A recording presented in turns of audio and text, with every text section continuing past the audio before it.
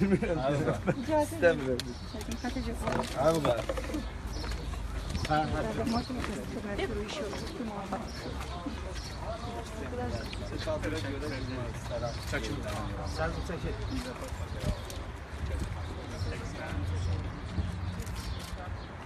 Yolu çəkmişik. Kəsmişik yolu seç. Sana kirli belə hamı tanıdılar, onlar da tanıdılar.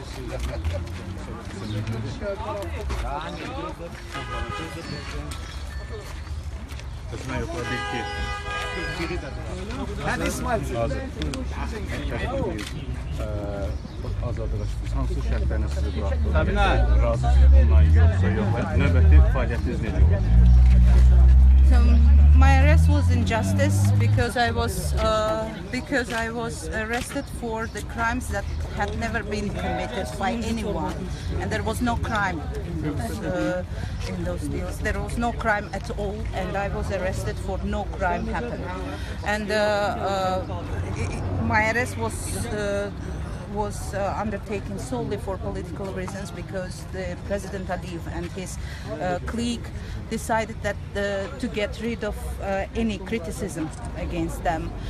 So it was part of the oppressive actions against human rights activists, journalists, and NGO leaders.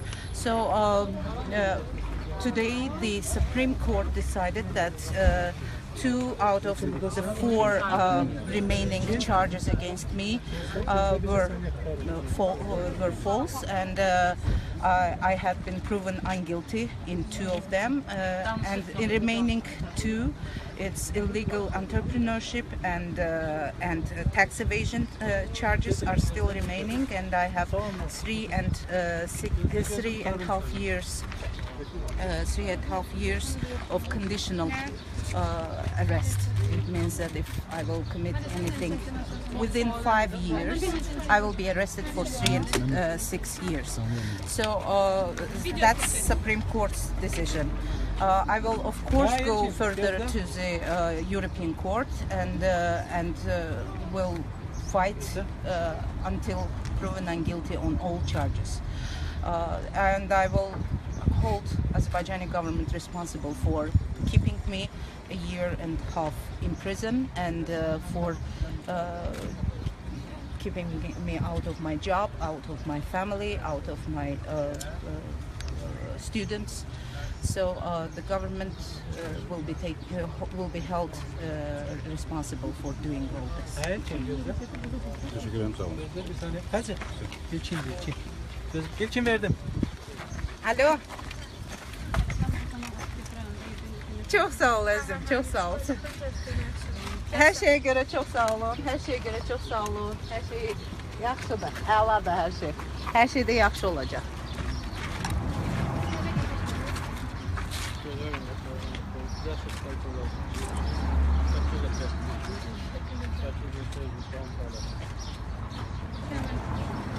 Yəni onlar hesab edirdilər ki, məni həbs eləməklə tənqidləri azaldacaqlar, amma belə olmadı və çox sağ olsun mənim jurnalist həmkarlarım ki, işi yarımçıq qoymadılar. Əksinə iş daha da gücləndi. Mən həbs olunandan sonra daha çox araşdırmalar oldu və offshore zonalarda, nə bilim, palaz altında gizlədilən şirkətlər daha çox üzə çıxdı. Jurnalist həmkarlarım sağ olsunlar ki, bu işi gördülər və söhbət təkcə Azərbaycanda və Azərbaycanlı jurnalist həmkarlarımdan getmir, beynəlxalq jurnalist həmkarlarından gedir və çox sağ olsunlar insan haqları müdafiəçiləri və mənim vəkillərim sağ olsunlar ki, onlar tək mənim yox, ümumiyyətlə bütün siyasi məhbusların işində kifayət qədər fəallıq göstəriblər onların müdafiəsi üçün və biz indi həbsdən çıxandan sonra həbsxanaların reallıqları haqqında daha məlumatlıyıq və bu elə özümüzün müdafiəmiz üzrə iş bizi daha çox hazırlıqlı elədi. Azərbaycanda mövcud olmayan ədliyyə sistemi ilə mübarizədə və mən güman edirəm ki, bu təcrübə bizə daha keyfiyyətli iş görməyə imkan verəcək.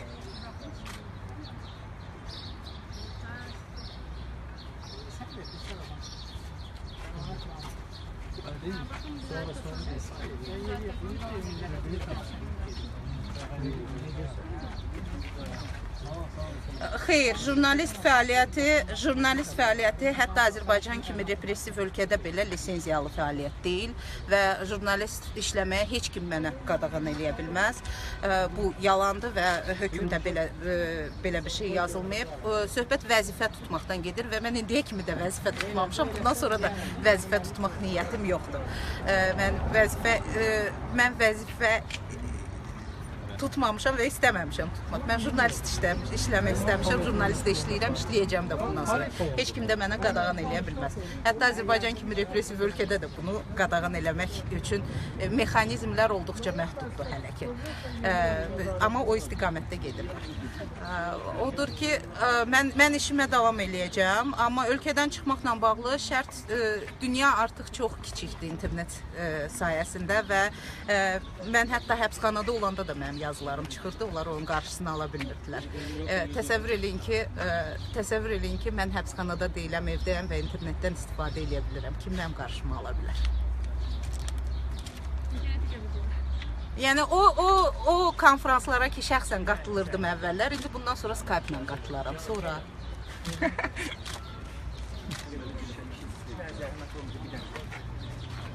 mən də gözləyirəm, səbirsizliklə gözləyirəm. Elə ki, bütün selfilər çəkildi, bütün qonaqlıqlar verildi, gələcəm işimin başına.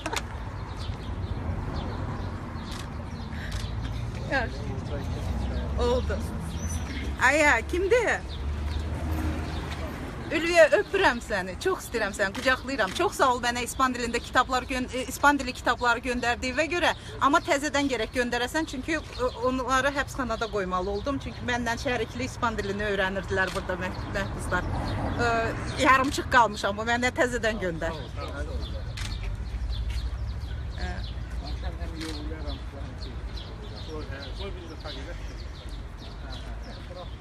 Aya, alo, kimdir? Necəsən, qarışqa? Mən də öpürəm hamınızı. Yaxşı, axşam Skype-la danışarıq. Oldu. Sağ ol. Aya.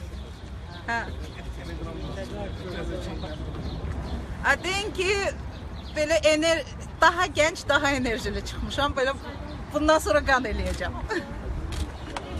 Oldu. Tamam, sağ ol. Xan, onlar sizlə şəkil çəkir. Olar, amma evə də gedək. Elə getmək lazım. Yəni, zəhmət ol, çək şəkilimizi göndər. Evə getmək lazım.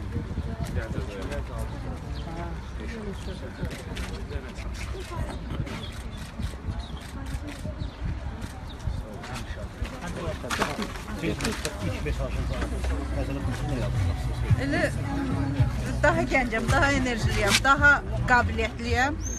Belə bundan sonra daha yaxşı işləmək istəyirəm.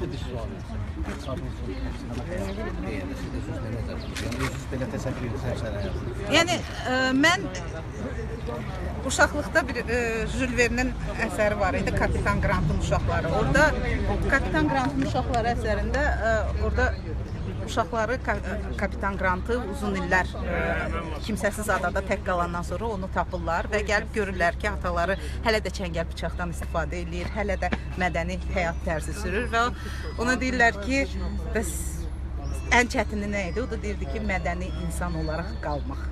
O çətin idi. Həbsxanada ən çətin şey insan sevgisini qoruyub saxlamaqdır. Çünki yəni müxtəlif cür həyatlarında qayğı və sevgi görməmiş insanlardan tutmuş, vəziyyətləri olduqca aciz duruma düşmüş insanlara qədər. Yəni müxtəlif tip insanlar var və bu çöldə qaça bildiyin ünsiyyətdən burada qaça bilməzsən və hamı ilə ünsiyyət. Elə adamlar var ki, sən sadəcə onları dinlədiyin üçün xoşbəxtdirlər. Elə adamlar var ki, çətindir onlarla bir məkanda yaşamaq amma bu olduqca çətindir və bir çox adam ola bilsin ki, həbsxanada onu qoruyub saxlaya bilmir. Ona görə vacibdir ki, Ona görə vacibdir ki, xüsusilə qadınlar üçün vacibdir ki, o qadınlar həyatlarının çox uzun hissəsini həbsxanalarda keçirməsinlər. Ya müxtəlif sistemlərə keçsinlər. Burada olduqca deyək ki, uzun müddət, yəni həddindən artıq qəddar hökm almış qadınlar var. Elə qadınlar var ki, onlara deyək ki, xüsusilə deyək ki, 144-cü maddə ilə tutulmuş qadınlar insan alverindən. Yəni onların əməllərində məcburiyyət xarakteri olmayıb, hökmü də oxuyanda görürsən onu. 244-cü maddə ilə, yəni fahişəçiliyə cəlb etməklə tövsif oluna bilərdi və yaxud onunla tövsif oluna bilərdilər, amma 144 ilə cəlb olunublar və 8 və daha artıq il cəza alıblar. Və bu olduqca uzun müddətdir və uzun müddətli həbs onların islah olunmasına, islah olunmasına və yaxud yeni həyatlarına, daha yaxşı vətəndaş olmalarına heç cür kömək eləmir. Bir də bir ictimai komissiya deyilən bir şey var. Onlar gəlirlər, 3/2-si keçəndən sonra, 4/3 keçəndən sonra gəlirlər onları azadlıqları üçün çalışmağa. Mən bir tendensiyanı müşahidə elədim. O komissiya gözləyir ki, qadınlar onların qarşısında sınsınlar, yalvarsınlar və ondan sonra onlar haqqında müsbət bəy verilsin. Halbuki sınmış vətəndaşdan cəmiyyətə necə xeyri ola bilər? Əksinə dik duran, yəni qamətli əyilməyən, dik baxa bilən adamlardan cəmiyyətə xeyir ola bilər. Və gözləmək lazım deyil ki, həbsxanalarda qadınlar və söhbət həbsxanadakı deyək ki, məmur o qadınsındır, həbsxanada olmaq o qadınsındır. Yəni gözləmək lazım deyil ki, o qadın sınsın, sonra azadlıqda buraxılsın. Və təəssüf ki, bu amnistiya aktı ki, tətbiq olunur və təxmini biz baxırıq işlərə. Amnistiya aktı bu həbsxanada ən azından çox az adama şamil olunacaq. Yəni, əgər bu ondan yuxarı olsa, bu o qadınların sayı bu çox yaxşı göstərici olar. Halbuki təəssüf ki, belə olmayacaq. Olduqca məhdud dairədə tətbiq olunacaq amnistiya və buradakı qadınların əksəriyyəti çox az adam istisna olmaqla yaratlana bilməyəcək. Onlara o şans tanınmadı və o şansın tanınmaması onları qəddarlaşdırır. Olmaz ki, insanları qəddarlaşdırır. İnsanlara şans vermək lazımdır ki, insanlığa sevgini qoruyub saxlasınlar. Xəcər, Kənan. Getdik. Hey bro! Necəsən?